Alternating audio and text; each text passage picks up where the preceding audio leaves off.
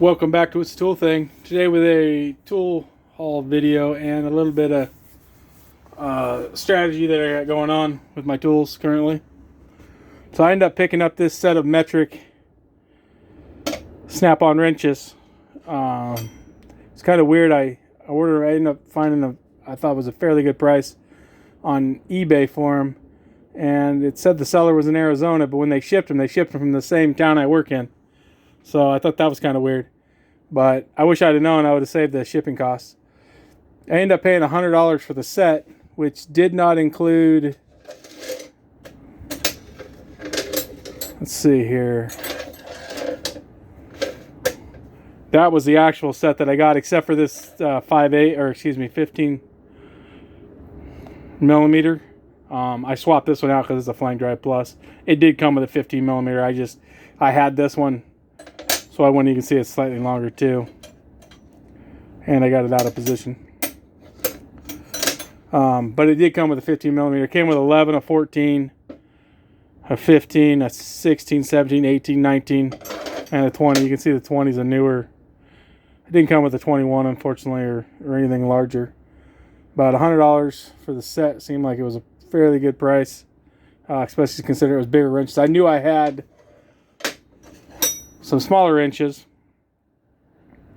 that I've been kind of looking to see where I was at to make another set.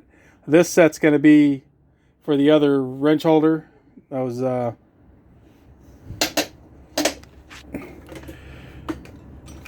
bought 3 of these, of course. I know you guys are familiar with them. But it's going to be for the metric and standard at home, because I've got this set out in the shop truck, and then I've got the same set snap-on in the shop. But I have another set of holders. I have Mac wrenches at home, and I can get them to fit in the holder if I really wanted to, but they're a little bit thicker, so I'd have to grind them out more, and then if I ever wanted to change, they'd be loose. So I decided to go ahead and, I'm not sure what I'm going to do with the Mac ones. They can be backups. They've been backups for quite some time now. The wrenches are actually in pretty decent shape. None of them are Flank Drive Plus that came in that kit, excuse me. Like I said, I did change out this 15 because I knew I had the 15, but I was able to make a complete set. Kind of. They're not all snap-ons. The majority of them are. I'll get down to the ones here in a second. So pretty good shape. Like I said 14, and then they had the 11 was the last one they had. They skipped from below 14 except for the 11. I knew I had a 13 Flank Drive Plus already, so I was like, sweet, that's pretty good. It's getting me close at home. And then I had a 12. I had this Matco. Maybe you notice out there, but it's actually a 6-point, which I'll probably try to pick up a cheap Snap-on or cheaper Snap-on one, but I don't use 12 millimeter much, so it'll probably be fine for now, and it'll fit in the set. So that's. And then I actually had 2 10 millimeter spare ones. I think I have a Flank Drive Plus one in the Mac kit, if I remember right, because I know I've changed that 10 millimeter out to a Snap-on because I kept having them bend. The Mac Knuckle Savers, old USA made ones, but I had a lot of problems with the 10 millimeter. This was back in the late 90s, early 2000s, and I think that was a Flank Drive Pro, so I'll probably end up swapping into this kit since that other kit's a backup at this point for even at home. And then technically this is actually a 5/16. I don't have a 9, but that's pretty much 8 millimeter. You should be fine for that. If I can, for some reason 8 millimeter ones are hard to come by. I actually know one at a pawn shop right now, and they want like $30 for it, and there's no way I'm paying $30 for a wrench this size. I mean, on average, I only spend about $10, $11 a piece for these wrenches, and they're larger sizes. And then I had this Mac Precision Torque 7 millimeter, which those holders go down to 7, so I'm probably going to throw that one in on that kit. So I thought for $100, that'd get me into this set pretty reasonable. I mean, obviously I already had wrenches, but I want to get those holders going at home so that when I have to go out on the road or help the family out or something, I can take those instead of using, I think I have some of those in here. and grab them. Currently I have the wrenches. Some of them are on wrench holders, or wrench racks. But some of them are on these, which I like these, but they're not convenient for getting a wrench out. The wrench rolls are a better choice than these, but these do keep them contained, and they are cheap. They're a item they sell at Harbor Freight for I think $2 or something. And then I was digging through my wrenches, my spare wrenches, which oddly enough I got a whole bunch of, and I found a couple more that I'm going to bring into the shop, just out in my garage. A smaller 10mm and a 3/8 snap-ons. So I'm gonna add those. I've been actually trying to work on getting the, I don't know if they're what they call them, standard length or something. They're slightly shorter than the, as you can see here. They're the next size shorter, but they're not the midget wrenches, which I have also. But I think this one in particular might come in handy because sometimes the midget one's just too short, and this one might be a little too long. So that'll actually come in handy. I seem to play with 10mm a lot. And then along with that, for the shop at home, I don't want to use the Mac ones again because they're too thick on my Mac wrenches.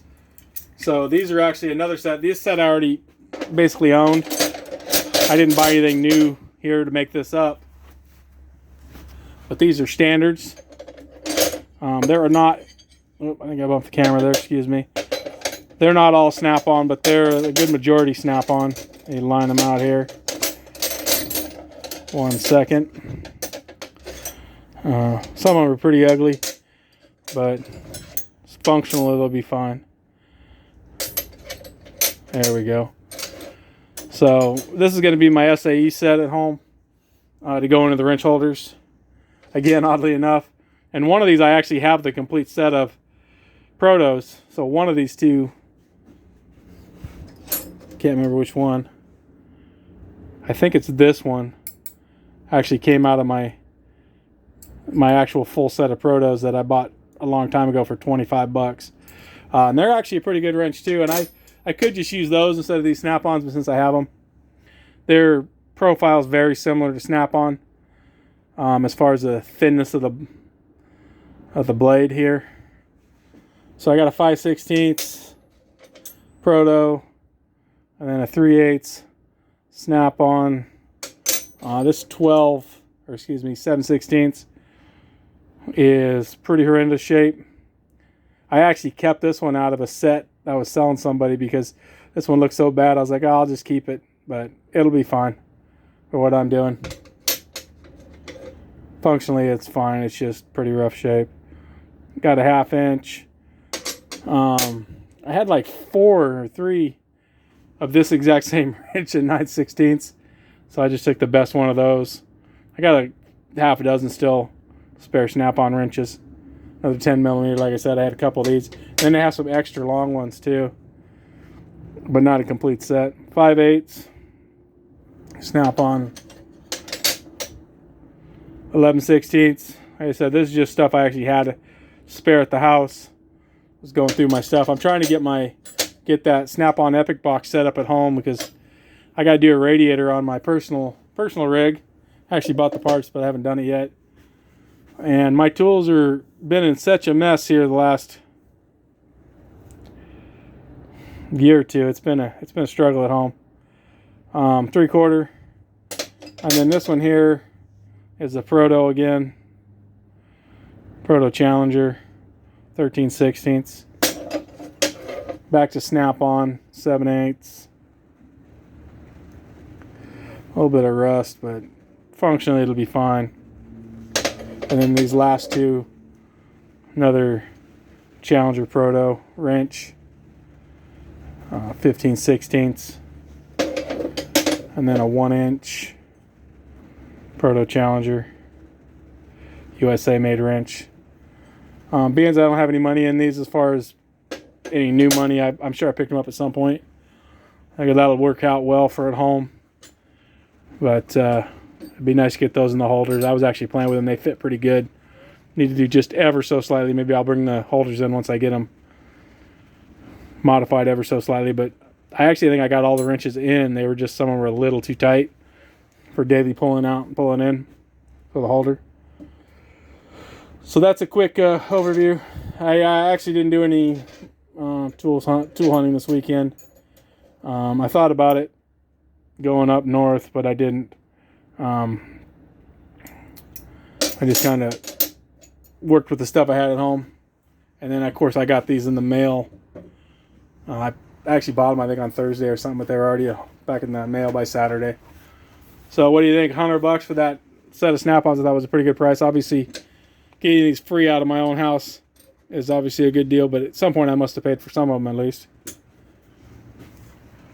Thank you for watching. Please like and subscribe.